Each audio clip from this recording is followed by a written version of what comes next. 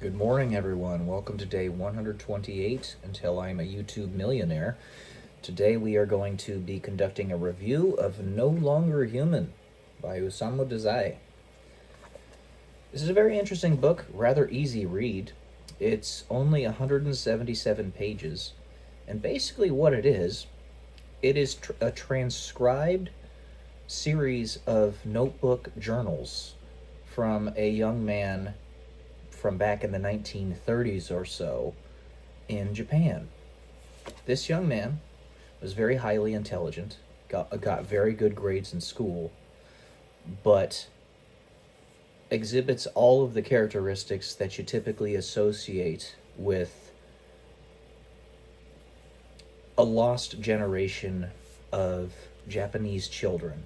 And honestly, it's not a singular generation. It seems to be a lost century or even farther than that of Japanese individuals. People who don't really have an idea of the purpose of life or what we're even doing here, and are kind of resigned to the fact that existence really has no purpose. And they see the darkness and the depravity in the human condition and inwardly reflect that in how they write of how they perceive the world. This man, the main character of this story, I believe his name is Yoko. I don't even remember. I just remember the person. See, names are important, but they don't mean everything. This happened around 1930. It was before the bombs on Hiroshima and Nagasaki were dropped. So that played a no part in the perspective of the young man. But he always used comedy. Basically, he was the class clown to veil his depression and his sadness and his loneliness. Because regardless of how dark or whatever you want to call the souls of Japanese people are, and that darkness doesn't mean evil, it just means they see the darkness in humanity better than most people do. It doesn't mean evil. And I said this in a previous video, the female lead in my story is half Japanese, and for the longest time, up until near the end of the story, you're going to think that she's the deepest, darkest evil that exists, but she's actually not. She's actually really, really good. But it was a clever ploy to serve God, what she was doing. So basically, he's depressed, he doesn't have an appetite, and he doesn't have an appetite for much of his life. He drinks a lot. He exhibits both characteristics, and this is actually fairly common among younger people in Japanese culture.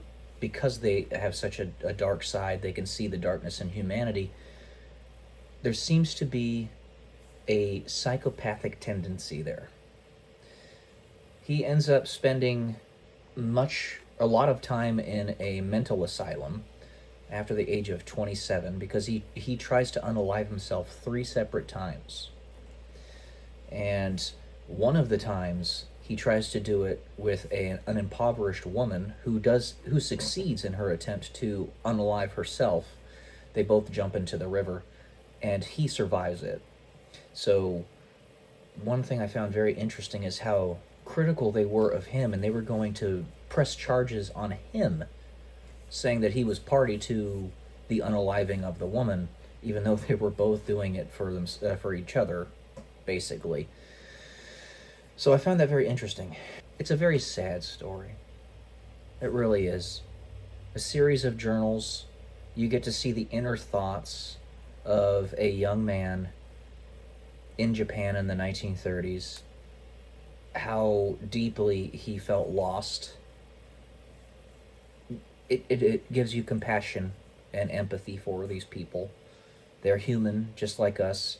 The actual translation in the book for No Longer Human, or the terms used, is disqualified from being human.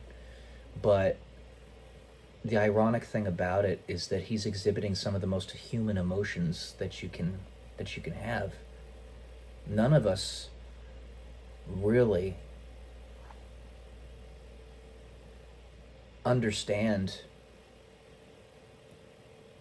what it is that we personally are doing here. I mean, I can look at my own life as a reference, and that's what we all do. It's what we know best. I'm a failure to launch in my own life. I'm constantly chopped off at the knees, like Sisyphus pushing a boulder up the hill. Every single time I seem to be just getting ready to break through. And it's because of the depravity in the human soul that this keeps happening.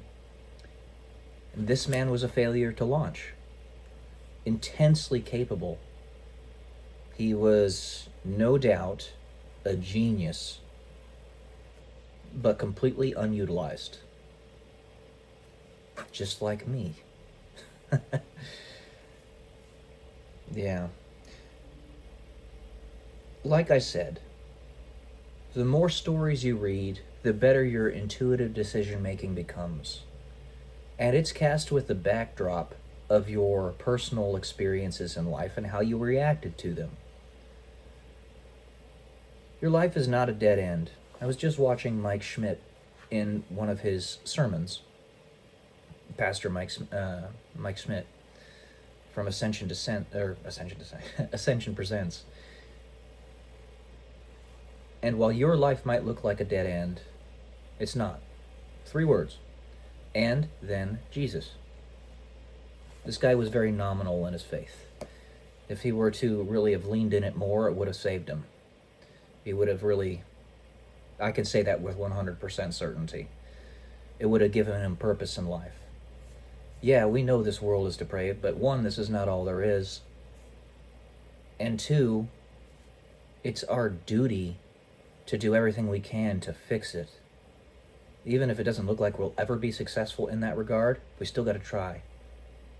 Because the very act of trying is success.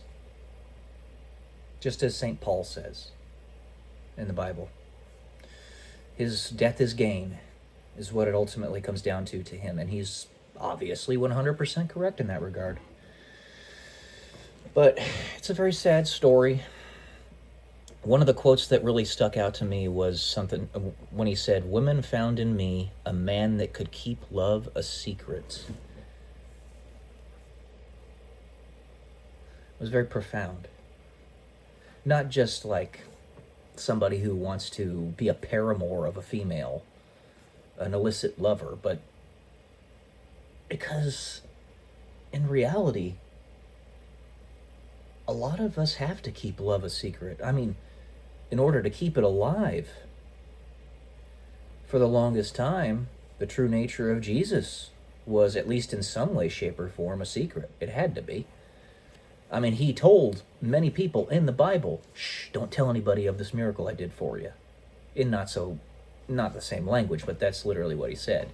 I believe when he healed the blind guy, he did that a few times. I read the Bible a lot, but I still don't have a perfect memory of everything that it says in there. And translations are difficult to decipher anyway. But yeah, it has to be kept secret so that it can be brought out when the time is right. And Jesus knows when the time is right.